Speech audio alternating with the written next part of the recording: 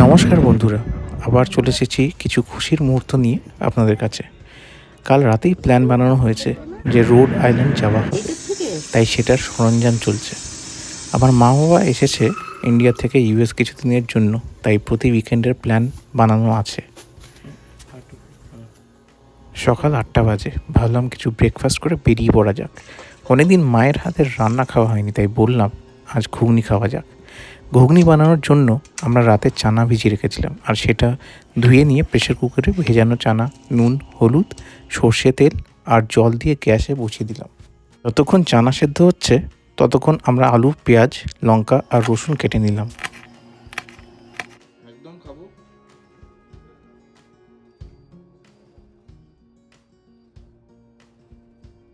তারপর একটা কড়াইতে সর্ষের তেল, জিরে, তেজপাতা আর শুকনো লঙ্কা দিয়ে আলুটাকে সটে করে নেওয়া হলো।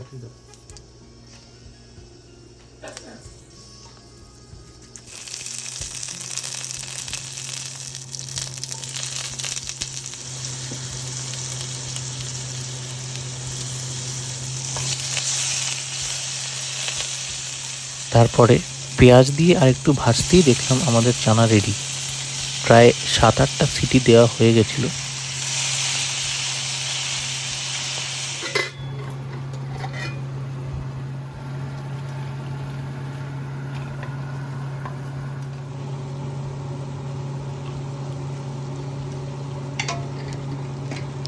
এরপরে একটু আদা রসুনের পেস্ট আর কাঁচা লঙ্কা দিয়ে, সাথে হলুদ, লঙ্কা গুঁড়ো, কিউমিন আর কোরিয়ান্ডার পাউডার দিয়ে ভালো করে বেস মশলাটা রেঁধে নেওয়া হলো।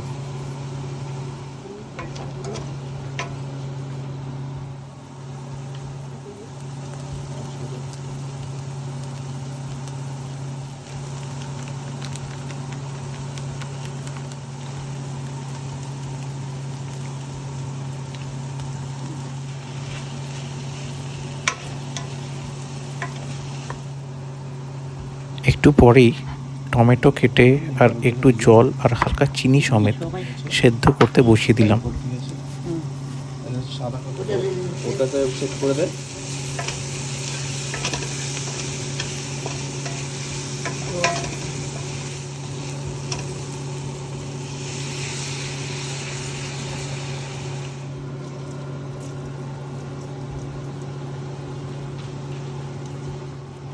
যখন দেখলাম মশলাটা ভালো করে কষানো হয়ে গেছে, আমরা সেদ্ধ চানাটা দিয়ে দিলাম, তার সাথে কসুরি মেথি, গোলমরিচ আর টমেটো সস।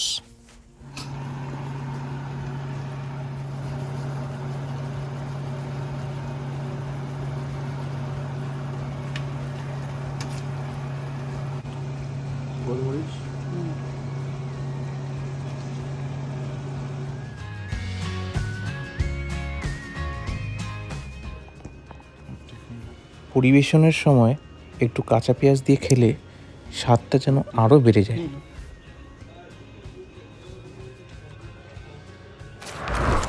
আমাদের ব্রেকফাস্ট করে বেরোতে অলমোস্ট বাজে 10টা, আর রোড আইল্যান্ডের নিউপোর্ট কাউন্টি পৌঁছোতে মোট 1 ঘন্টা 50 মিনিট আমাদের বাড়ি থেকে। পুরো রাস্তাটায় প্রায় পুরোটাই কথা বলতে বলতে কাটিয়ে দিলাম। আপনাদের জানিয়ে রাখি, আমাদের এই 1 ঘন্টা 50 মিনিটের রাস্তায় দুটো খুব দর্শনীয় ব্রিজ পেরোতে হলো, যেটা রোড আইল্যান্ডে অবস্থিত। প্রথমটা হলো জেমসটাউন ভ্যারাজানো ব্রিজ, আরেকটা হলো ক্লাইবর্ন পেল ব্রিজ।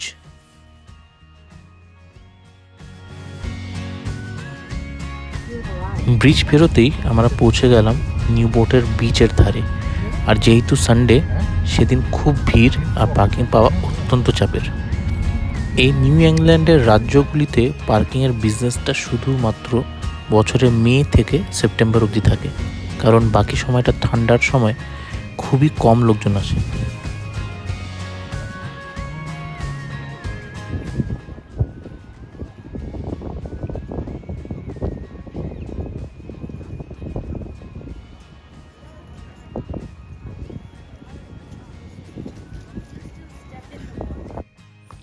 আমরা এখন যে বিচটা দেখছি সেটা হলো ইস্টার্নস বিচ।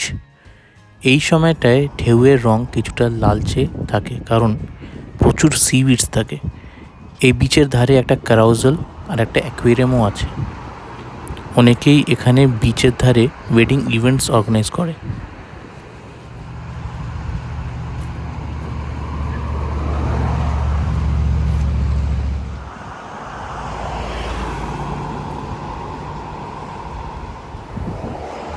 পার্কিং থেকে হাঁটতে হাঁটতে আমরা ন্যারাগানসেট অ্যাভিনিউয়ের ক্লিফ ওয়াকে পৌঁছে গেলাম। আপনারা ভাবছেন নিশ্চয়ই এই ক্লিফ ওয়াকের এমন বিশেষত্ব কী?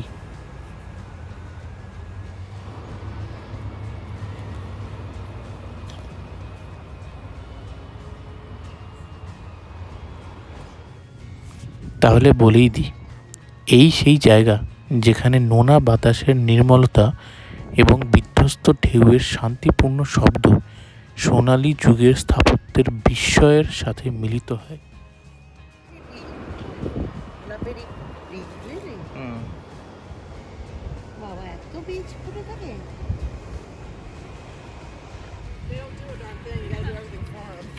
ক্লিফ ওয়াক হলো একমাত্র জাতীয় বিনোদনমূলক পথ যা একটি জাতীয় ঐতিহাসিক জেলার মধ্যে সেট করা হয়েছে।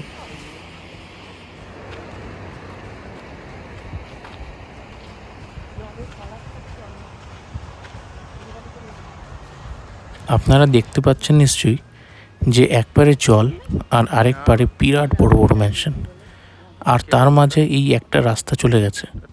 এটাই দেখবার যোগ্য। এই হাঁটা পথটা অত্যন্ত সুন্দর, আর 3.5 মাইল জুড়ে আটলান্টিক মহাসাগরের পাড় ধরে হাঁটবার অভিজ্ঞতাটাই প্রাকৃতিক সৌন্দর্যের আরেকটা নাম দিয়েছে।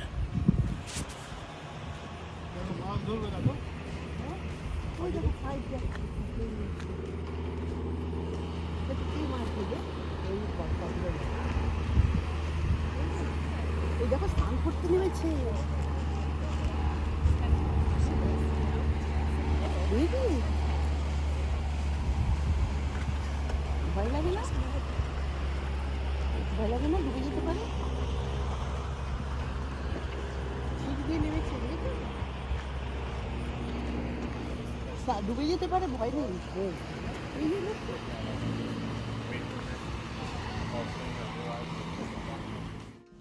এই পুরো 3.5 মাইল আপনি 2.5 ঘন্টায় শেষ করতে পারবেন, এবং ক্লিফ ওয়াকে হাঁটবার জন্য কোনো এন্ট্রি ফি লাগে না।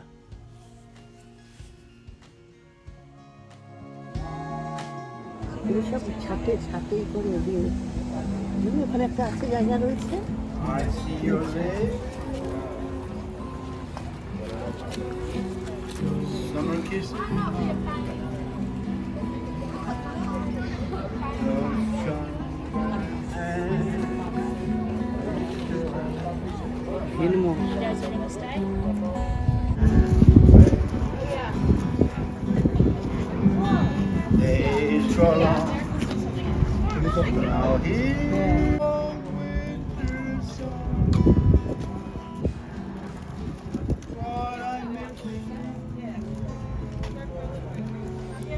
রোড আইল্যান্ডের নম্বর 67 ট্রলি লুপ পরিবহনের ব্যবহার করা যায় এখানে পৌঁছাবার জন্য।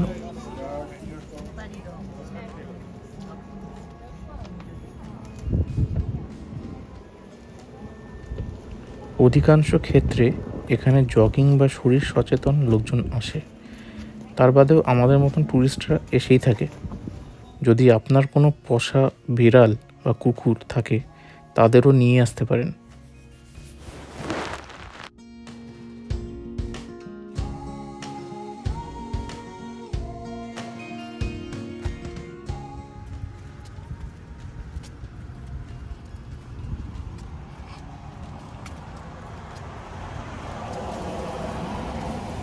অন্যদিকে যেই বিশাল ম্যানশনগুলো দেখতে পাচ্ছেন, সেগুলো 1700 থেকে 1800 সেঞ্চুরি থেকে তৈরি, আর তাদের ইউরোপিয়ান স্থাপত্য দেখলে ভ্যাবাচাকা খেয়ে যেতে হবে। এদের মধ্যে কিছু নাম হলো Isaac Bell House, the Breakers, the Elms, Ochre Court ইত্যাদি।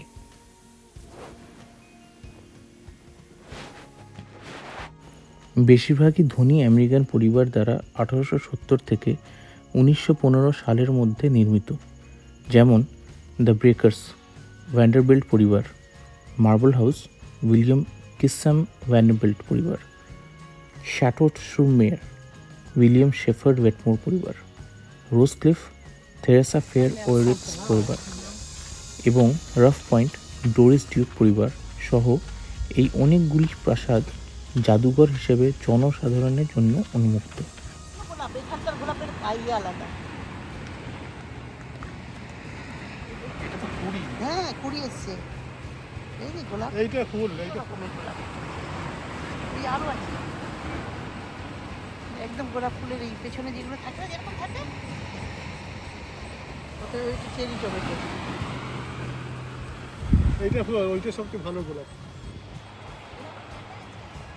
এদিকে আসো।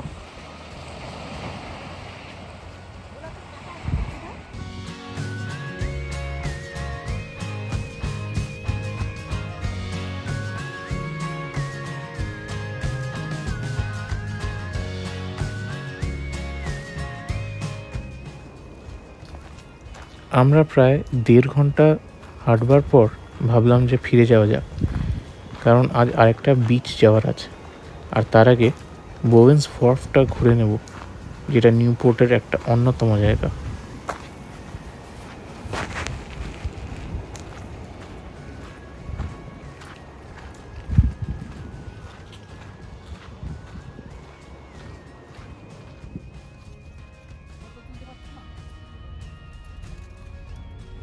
এই বোভেন্স ওয়ার্ফ নিউপোর্ট হিস্টোরিক ডিস্ট্রিক্টের একটা অংশ। নিউপোর্ট হিস্টোরিক ডিস্ট্রিক্ট শহরের 3টি জাতীয় ঐতিহাসিক ল্যান্ডমার্কের মধ্যে একটি। দেশের মধ্যে উপনিবেশিক বাড়িগুলির সর্বোচ্চ ঘনত্বের মধ্যে একটি।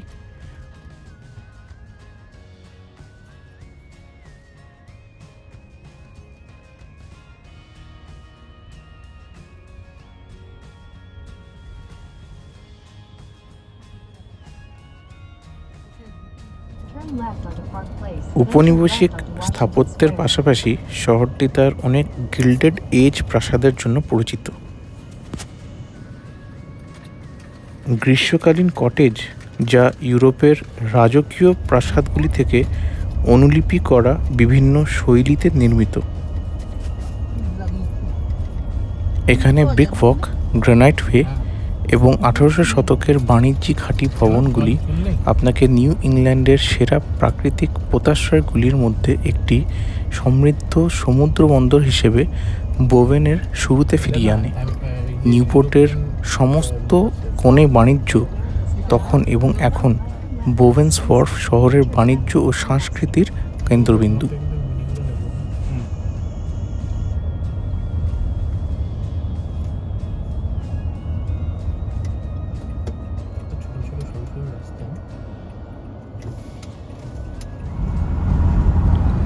আমাদের পরের গন্তব্যস্থান মিসক্যামিকেট বিচ।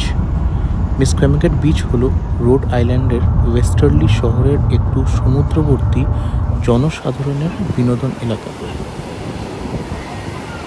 অবাক বিষয় হলো মিসক্যামিকেট বিচের জল গ্রীষ্মকালেও ঠান্ডা থাকে, যেটা অসুবিধা হয় না খুব একটা, কিন্তু শীতকালে তো অবশ্যই ঠান্ডা থাকে, আর সেই সময় কোনো মানুষই জলের পাশে থাকে না।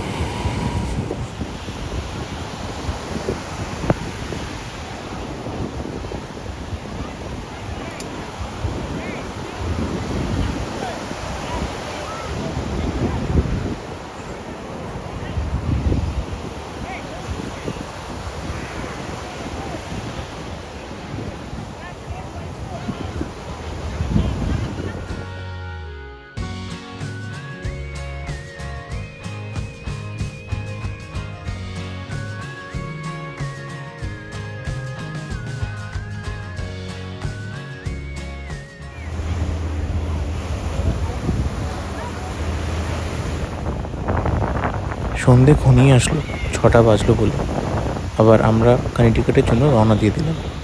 আজকের জন্য এতটাই। কেমন লাগলো জানাবেন, আর লাইক, কমেন্ট আর শেয়ার করতে ভুলবেন না যেন। ধন্যবাদ।